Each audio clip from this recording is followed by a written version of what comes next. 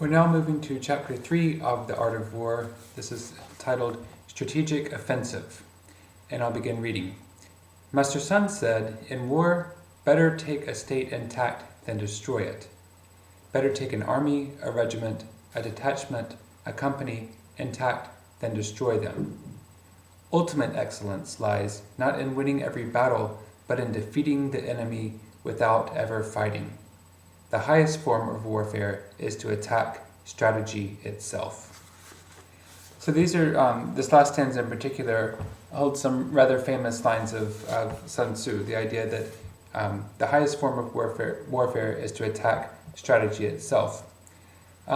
If you look at the commentary, you'll see sort of two stems of reading Sun Tzu. One of these, I argue, wants to read him as something of a humanist, saying that he doesn't really like war, that really he's trying to provide us with a strategy in order to avoid bloodshed.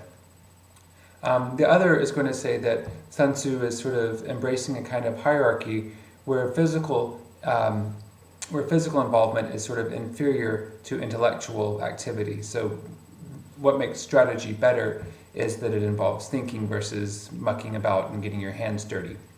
And I would argue that most of the commentators are sort of going to lie on one or two of these sides, at least in this text that we have. I have sort of a different reading of Sun Tzu, which I'm going to be putting forward, and I'm certainly not the only person to say this, but it's a little bit less charitable to him, or I'm a little bit less interested in treating him like a great guy who really doesn't want to fight wars at all.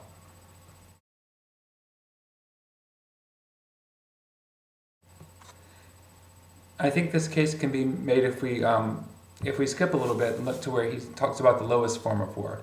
So this is on page 15 of the Penguin edition. He writes, "The lowest form of war is to attack cities. Siege warfare is a last resort." So we might want to ask, okay, what's so low about siege warfare? Is it because it's immoral? Because there's mass suffering?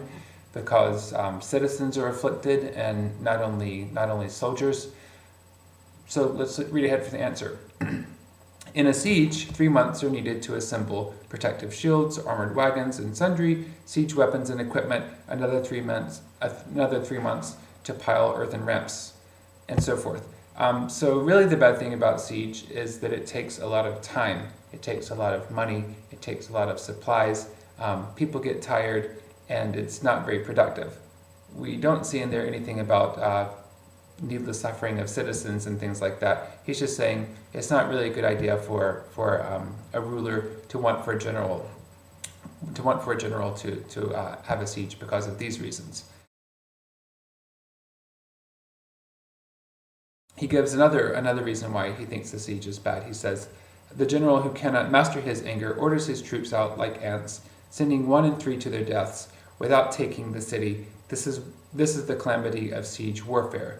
So there's something about a siege, Sun Tzu argues, which can bring out a bad thing in a general. I want to put that in somewhat different terms. So if we think about the idea of attacking someone, we could call that yang. And if we think about the idea of waging and gathering supplies and things like this has more of a yin aspect. What this general, this sort of hot-headed general wants is actually to go in and attack, to make a yang attack, a direct and forceful attack. But what he has to do is to be more yin. He has to sort of wait and assemble. What's going to happen with this is that the hot-headed general is going to try to take a yin situation and make it into a yang situation. He doesn't understand the situation. He doesn't have the Tao. He doesn't have this working knowledge of what's going on, and that's why he's going to fail. So one thing about a siege is it takes this sort of yang mentality and forces it into a yin sort of mentality, and that's one way of saying that's one way of wording what Sun Tzu says is harmful about this. The Penguin translation, he writes, "The skillful strategist defeats the enemy without doing battle, captures the city without laying siege, overthrows the enemy without protracted war. Again, this can be read as Sun Tzu saying, let's give peace a chance, or trying to put forth strategy above warfare. I think there are several reasons to say that that's not necessarily what he's up to, but I just want to postpone that for 1 second until we get into chapters 4 and 5.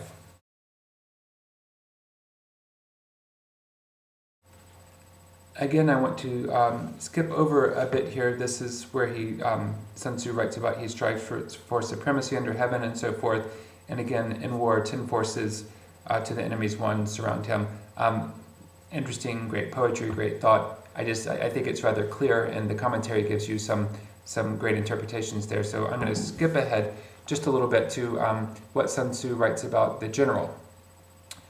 This is on page 17. He says, the general is the prop of the nations. When the prop is solid, the nation is strong. When the prop is flawed, the nation is weak.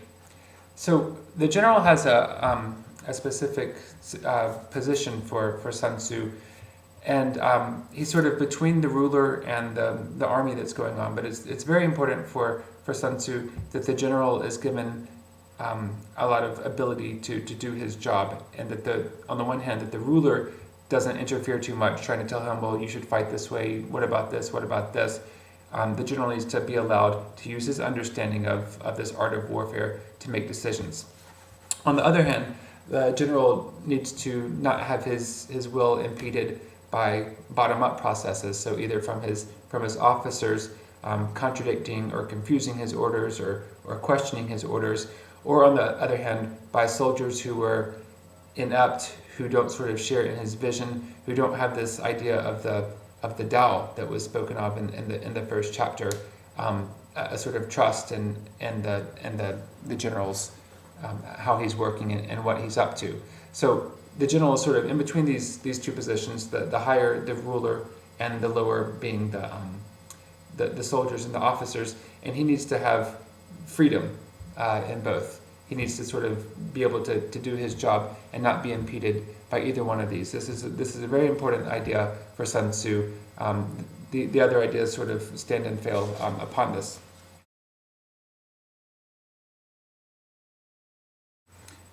Finally, I want to skip towards the end of this chapter to the 5 essentials for victory.